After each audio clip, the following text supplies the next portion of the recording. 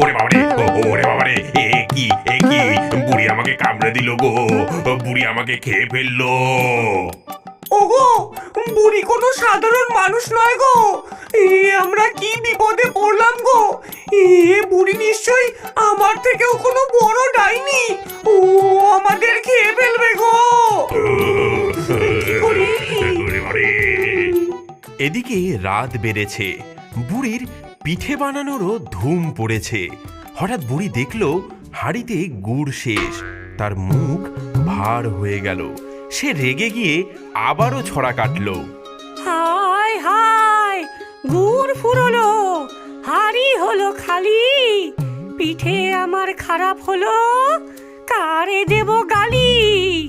পিঠের ভেতর আছিস যারা, শুনে রাখ তোরা, এক্ষুনি চাই নতুন গুড়ের ঠিক 10টি ঘরা। গুড় না দিলে বংশ শুদ্ধ, চিবিয়ে খাবো হার, বটি দিয়ে কাটবো মোটকে দেব ঘাড়।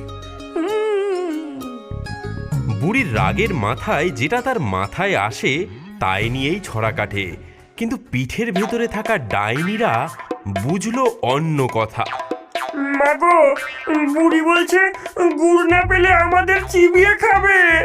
সর্বনাশ, তোমার আঙুল খেয়েছে, এবার আমাদের পালা।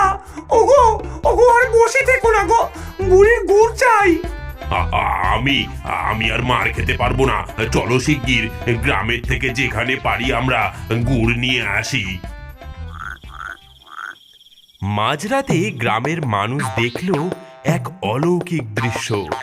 10টা গুড়ের কলসি শূন্যে ভেসে ভেসে কুজো বুড়ির উঠোনে এসে নামলো। ডাইনি পরিবার ভয়ে ভয়ে 10 ঘড়া নলেন গুড় বুড়ির উনুনের পাড়ে সাজিয়ে রাখলো।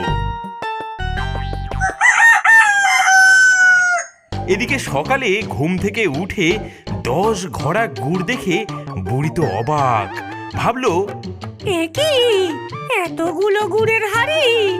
মা লক্ষ্মী বুঝি দয়া করে দিয়ে গেছেন, জয় মা। গুড় তো এলো, কিন্তু বিপদ কি আর একা আসে? গুড়ের গন্ধে গর্ত থেকে বেরিয়ে এলো বড় বড় লাল পিঁপড়ের ফৌজ। বুড়ি ঘুমের ঘোরে গায়ে পিঁপড়ে উঠতেই ধড়ফড় করে জেগে উঠল। পিঠের গায়েও কয়েকটা পিঁপড়ে দেখে সে রেগে আগুন।